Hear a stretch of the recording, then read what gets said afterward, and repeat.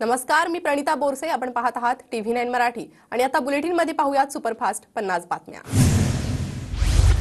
पुढील 4 ते 5 दिवस विदर्भ मराठवाड्यातील काही जिल्ह्यात मुसळधार ते अतिमुसळधार पाऊस, तर गुजरात, मध्य प्रदेशसह देशातील 18 राज्यात मुसळधार पावसाचा इशारा. मराठवाड्यासह विदर्भाला मुसळधार पावसाचा तडाखा. यवतमाळ, वाशिम, नांदेड, हिंगोली, बीडसह परभणीच्या अनेक भागात पूरस्थिती. अनेकांच्या घरामध्ये पाणी. पुलावरून पाणी वाहत असल्याने पूल पार करणं युवकाच्या अंगलट. यवतमाळच्या दिग्रस मार्गावरील घटना. ऊस नदीला आलेल्या पुरात युवक वाहून गेला. घटनेचा व्हिडिओ व्हायरल.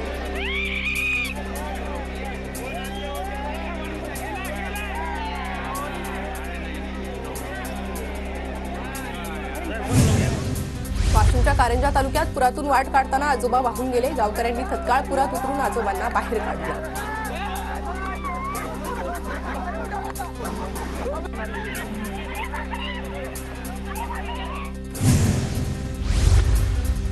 पावसामुळे उदगीर लातूर मार्ग वाहतुकीसाठी बंद. नळेगावच्या घरणी नदीच्या पुराचा वाहतुकीला मोठा फटका. नळेगाव जवळील पर्यायी पुलावरून पाणी वाहू लागल्यानं वाहतूक ठप्प. हिंगोलीत शेतात अडकलेल्या नागरिकांना बोटीच्या सहाय्यानं बाहेर काढण्यात आलं. तब्बल 6 तासांनंतर नागरिकांना बाहेर काढण्यात प्रशासनाला यश. हिंगोली, नांदेड आणि परभणी जिल्ह्यात मुसळधार पाऊस. हिंगोली शहरातून 200हून अधिक नागरिकांचं स्थलांतर. विदर्भ मराठवाड्याच्या वाहतुकीवरही परिणाम. वाशिमच्या शेलू बाजार गावात मुसळधार पाऊस. मुसळधार पावसामुळे कारंजा रोडवरील बँका आणि हॉटेलमध्ये देखील पाणी शिरलं. जालना जिल्ह्यातील मंठा तालुक्यात मुसळधार पावसाची हजेरी. नदी नाल्यांना पूर. शहरातील अनेक घरांमध्ये पुराचं पाणी शिरलं. नांदेड जिल्ह्यातील पैनगंगा नदीला मोठा पूर. किनवट तालुक्यातील सहस्त्रकुंड धबधबा ओसंडून वाहतोय. पर्यटकांना खबरदारी घेण्याचं प्रशासनाचं आवाहन.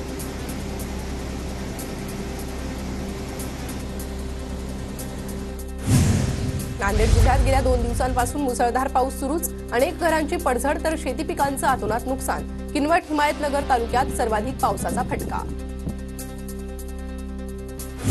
नांदेड जिल्ह्यातील 26 महसूल मंडळांमध्ये मुसळधार पाऊस. गोदावरीसह इतर छोट्या मोठ्या नदी नाल्यांना पूर.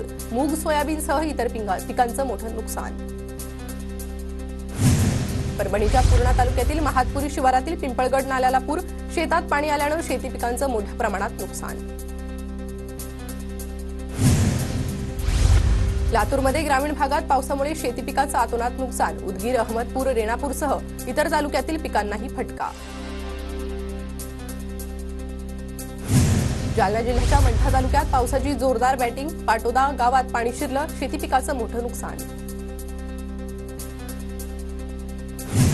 धाराशिवच्या कळंब तालुक्यात नदीला पूर. परतापूर ते दहिफळ गावाचा संपर्क तुटला. पावसामुळे शेती पिकांना फटका. अकोल्याच्या अकोट तालुक्यातील अकोलखेड गावात नदीचं पाणी शिरलं. जनजीवन विस्कळीत. नागरिकांचे हाल. परभणीच्या जिंतूरमधील हिवरखेड, इटोली परिसरात जोरदार पावसाची हजेरी. हिवरखेड, इटोलीतील पुलावरून पाणी. अकोला शहराला पाणीपुरवठा करणाऱ्या काटेपूर्णा धरणाचे 4 दरवाजे उघडले. धरणात सध्या 96.6% पाणी साठा. हिंगोलीच्या सिद्धेश्वर धरणाचे 6 दरवाजे उघडले. धरणातून 5000 क्युसेकने पाण्याचा विसर्ग. नदीकाठच्या गावांना सतर्कतेचा इशारा. नागपूर शहरासह परिसरात पहाटे मुसळधार पावसाची हजेरी. पावसामुळे काही भागात पाणी साचलं. राष्ट्रवादी अजित पवार गटाची जनसन्मान यात्रा आज बारामतीत दाखल होणार. सभेच्या ठिकाणाची पार्थ पवारांकडून पाहणी. समरजित घाडगेंसह कोल्हापुरातील भाजपचे 18 नगरसेवक पवार गटात प्रवेश करणार. शरद पवारांच्या उपस्थितीत उद्या कागलमध्ये पक्षप्रवेश सोहळा. ठाकरे गटाचे नेते भास्कर जाधव आज राजकोट किल्ल्यावर पाहणी करणार. शिवरायांच्या पुतळा पडलेल्या ठिकाणची भास्कर जाधवांकडून पाहणी होणार. देशात शिवद्रोही सरकार, त्याला गेट आउट ऑफ इंडिया म्हटलं पाहिजे. मोदींच्या डोळ्यात माफी मागताना मगरुरीच होती. उद्धव ठाकरेंची सरकारवर टीका.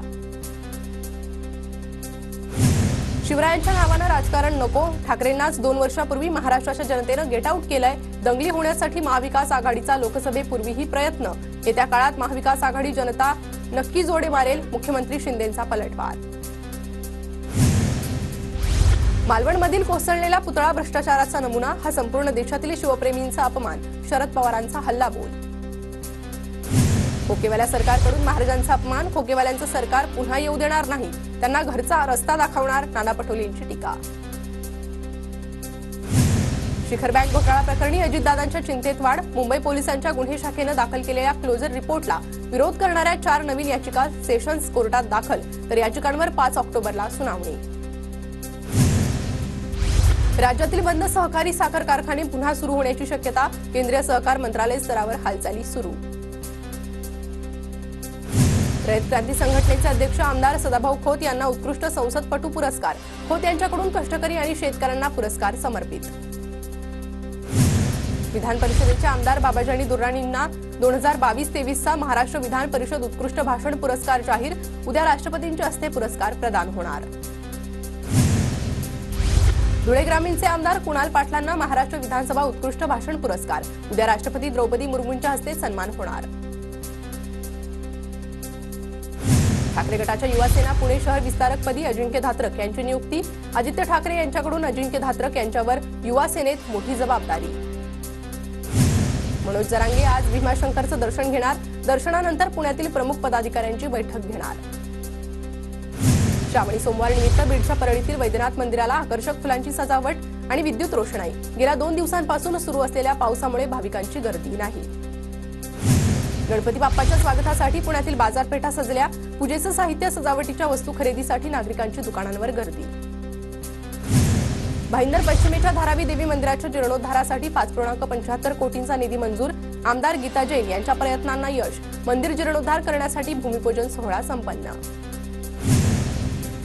पुणे आणि पिंपरी चिंचवडमधील 11वीच्या ऑनलाईन प्रवेश प्रक्रियेत आता 5वी विशेष फेरी, या फेरीतून 10वीच्या परीक्षेत एटीकेटी मिळालेल्या विद्यार्थ्यांना प्रवेशाची संधी मिळणार, विद्यार्थ्यांना आजपासून अर्ज करता येणार. ठाण्यातील दिवा शहरात शिवसेनेच्या वतीनं भव्य मॅरेथॉन स्पर्धा संपन्न, शिवसेना दिवा शहर आणि धर्मवीर मित्र मंडळाच्या वतीनं स्पर्धेचं आयोजन. झपाट्यानं विकास होणाऱ्या भिवंडीतील पडघा ग्रामपंचायतीच्या स्थापनेला 100 वर्ष पूर्ण, शतकपूर्वी सोहळ्यानिमित्त विशेष कार्यक्रमांचं आयोजन. जबलपूरवरून हैदराबादला जाणाऱ्या इंडिगोच्या विमानाचं नागपूर विमानतळावर इमर्जन्सी लँडिंग, विमानात बॉम्ब असल्याची माहिती मिळाल्यानं इमर्जन्सी लँडिंग.